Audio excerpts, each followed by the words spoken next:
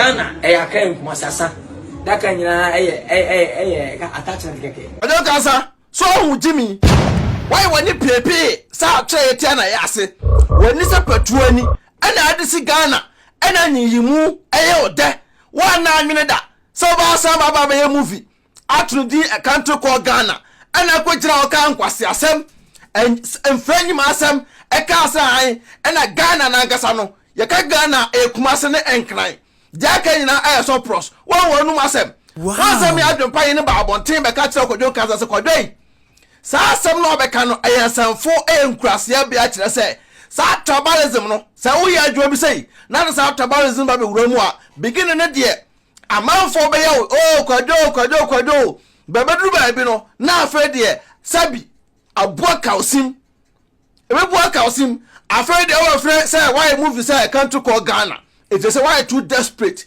su social media why nyai sa be for su na wusu na kwadwo Nkansah sa wani we yan fa nsu unim na de wo de nkwase asem na wo de tribalism awura mu na what about te be say a country called Ghana na Ghana na Nkansah no Kumasi ne nkran ene sa de kwadwo Nkansah sa wani nyai sa su na wusu na the way Adwenepahenɛ me fire no ubesu esu a chesa ai de kwadwo sha de ade ya okito empoi ana wutumi ntena wusu a kekembo mu no wa na anwene ye tufu amuntie tema Dr. Like mu YouTube ebaaye uba bonten ebekeka asem bi se de be ya Nkansah bi ka wa wunua mu amu Kumasi ka bra o mase na anu checheku premier na yi Nkansah 6th of March movie ye 1957 wo sa ba bonten bekeka asem bi se de ka be ya ka manfo mponi ya de enko ho because also checheku mu de ende eyankra level na wo de country called Ghana no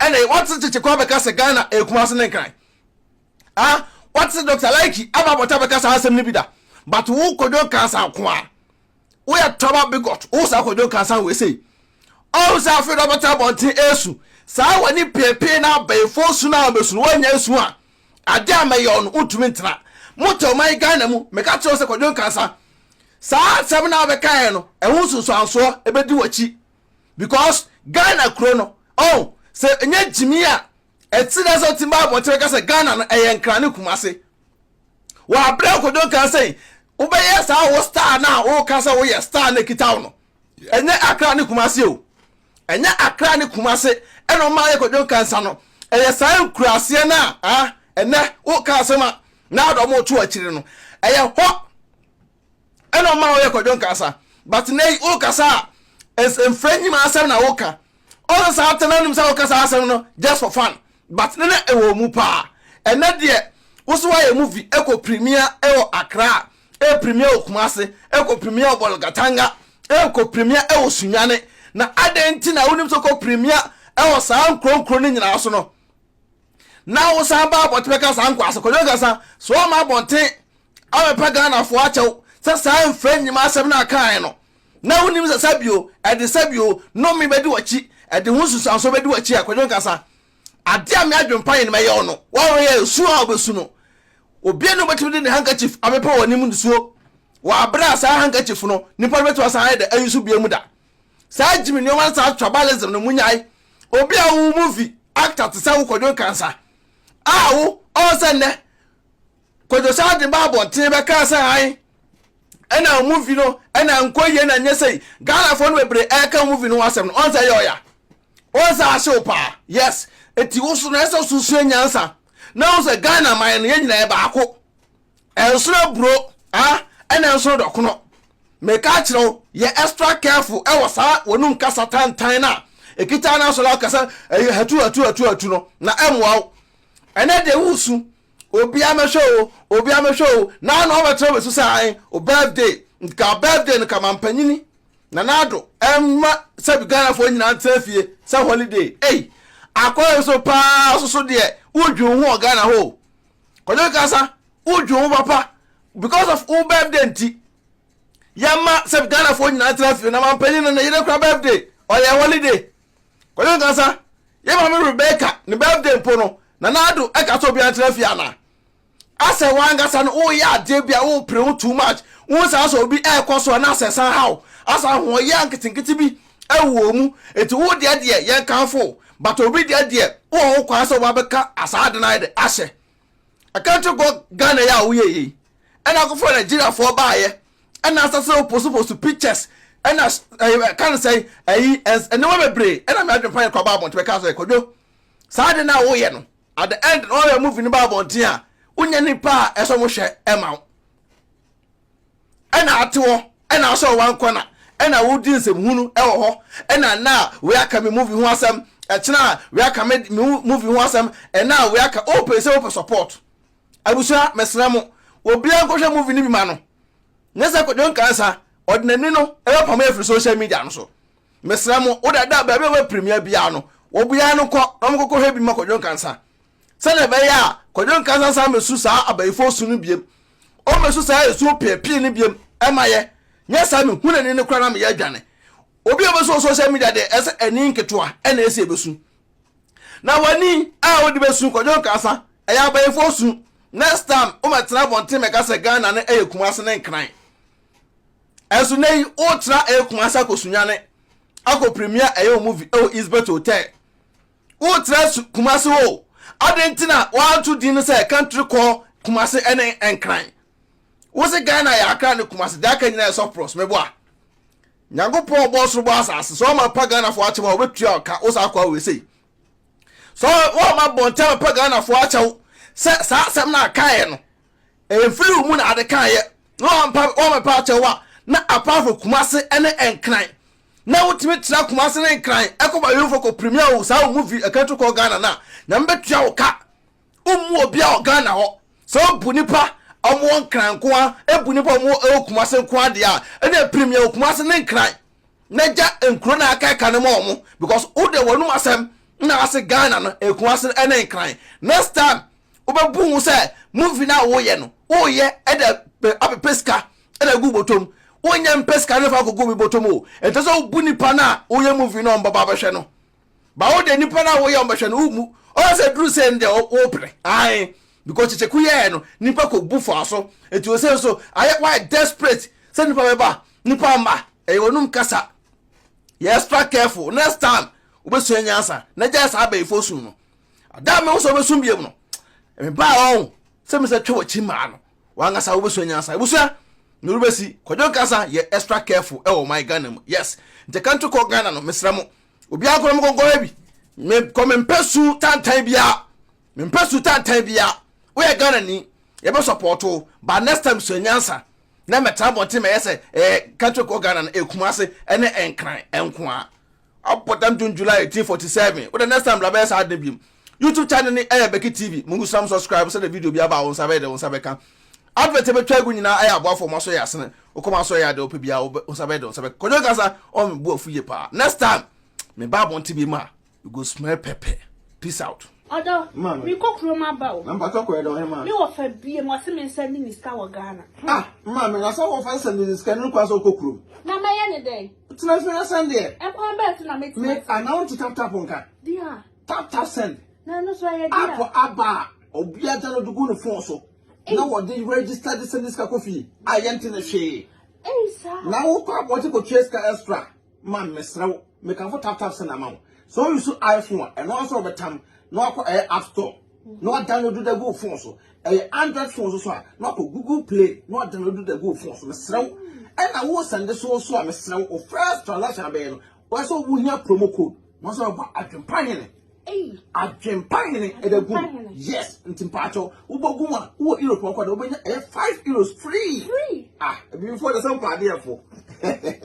Some can tap send at amount. Oh, America to Canada, dear. Hey, mammy, $10.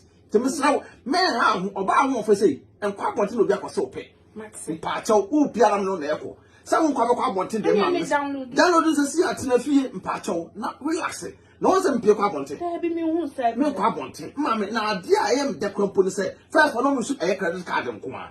And that dear tap Paula Mante was a decam for a bit mobile. Was who shoot no more bank card, ultimately register SMS coffee. Asem de ataje ya tidende. Ti tap aba ama hia for. Say send this can go Ghana. Now rate no so come. Yen chebi bia mama. Misro make a farmer. Also, when you are Anuni, eh, may know your bad power and tentum to Mr. Promo code the book now here. I know 5 free. I know more Canada soon in US and so $10. Oh, say all day. I am a daddy for the only open. I ain't a tap here, come on.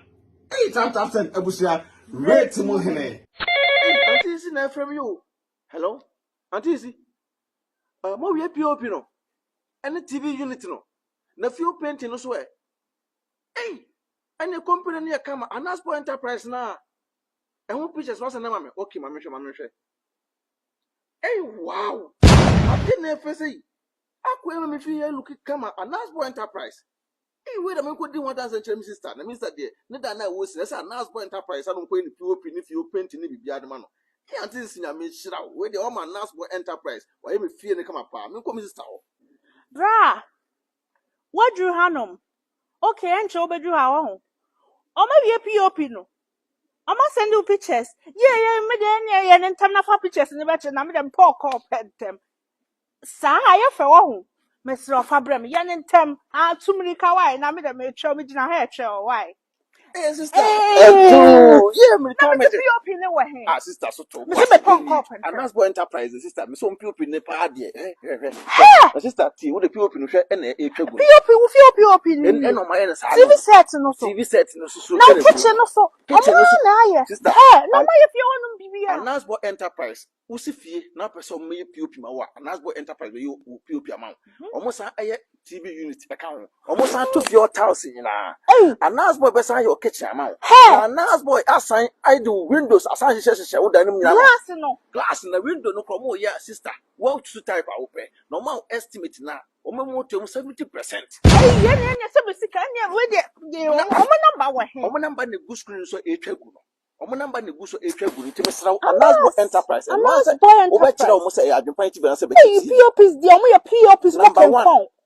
POP looking kon na ni ade de wom. And that's what enterprise or charge you ria or no one ko fa na nyoma efiri baby abuchire e de ba Ghana. Wow. Na almost no for na POP. I mean POPs we na sister mesra wo dan na wo si no. Mr. Onye mistake for come and ask for enterprise. Baby, be for sure months na kitchen, TV set, BBA, POPs, large system ni BBA. O me san atofo glass bia ma. Na windows be efe. Sister, and ask for enterprise there, Mr. Omo ye King Kong. Dream ka na me ba be ka kire no. Mr. Mama ye na me de. Na kona ko from the wo kwa edima ref. Adwenepahenɛ. Bekiti. Benya discount kama. Oh, and ask for enterprise. Omo ye King Kong. Sister, not go over pay me say. Bra come ba wo. Asema to me. Me say mabusuafo afre me enyo ya ka kire me say. Me dan na me boss 1 month ago no. Enyunugu. Awu dan na wusi ne Ghana no. Me say enyunu. And say one for company papa. Company be na go for sister. I dey want Destiny Roofing and Steel Trusses enka. Omo ye hefa Destiny Roofing and Steel Trusses omo Ghana. Sister e ban down so border number 1. And omo sign e border so 30 years warranty. 30 years. Now we can unique Destiny Roofing and Steel Trusses the common esa ko pass aboss amawo. And ati omo be border anu so a omo free estimate. Free estimate. And omo dan so omo boss so e ma wo say kimwa omo yusu nade. Sister, and omo say yusu nua. Enua no omo say shen aduro man say pika empro. And can po Roma empro nya hwe. Na wo tia brochire and na wo kofa carpenter ni bi o hye enkwan chen ko border so. Wa bra Destiny Roofing and Steel Trusses ewo. Sister, mesra udru Accra say pe uko kan se pokua se amamole Canada Junction Accra pokua se ya amamole Canada Junction udru wa wo so pe Destiny Roofing and Steel Trusses sister o matuka akoye free estimate da man obi ate aburo chire and na kofa carpenter ne o se chi sister mesra me kan fo da man nti we den ha nkora e wo so aboka enya hwe but Destiny e be je wonkwa Destiny e be ma bibi ato ukwa wo se o pese o bu estimate a o ho beto nti dini e Adwenepahenɛ TV na se Beki TV o bo se di we chiro mo sister o ma to mo ase ahwo kama na obi a o te aburo chira aboka asi dan e na won ko for Destiny Roofing and Steel Trusses e mo da so sister me kan fo da ma o e ha ho kra yes omo number e na good screen so no omo email address na good screen so e twagu no so atese o me board dan so ama 30 years warranty 30 years be wo 30 years be wo na we na nti wo ha mo sa sister Mr. on board dan so ma wa o e che kula one to fire more than krompo na oda obeda e no mo dan so mbo so a enso to enye teta o mbo dan so ma da bi Omo dance omo be sua wa abrochire Justin na tedin omo be sua wa abrochire to omo dance wo dem ayefo enya tata ti makanfo da ma won to we dem srew obetimi omo ankasa akonnect straight abusafo bi anim 419 bi anim sa pepe nte mekanfo ayede edama so we pa de form number no so na ese etwagu no email address na ese etwagu no sister abusua Destiny will fish it and trust us. Omo ba magana fo. Adwenepahenɛ otwa supre kwabrafo wa ye kwa bibrim han bafo otwa burumu odi putupuriye buraburu ma mansan wo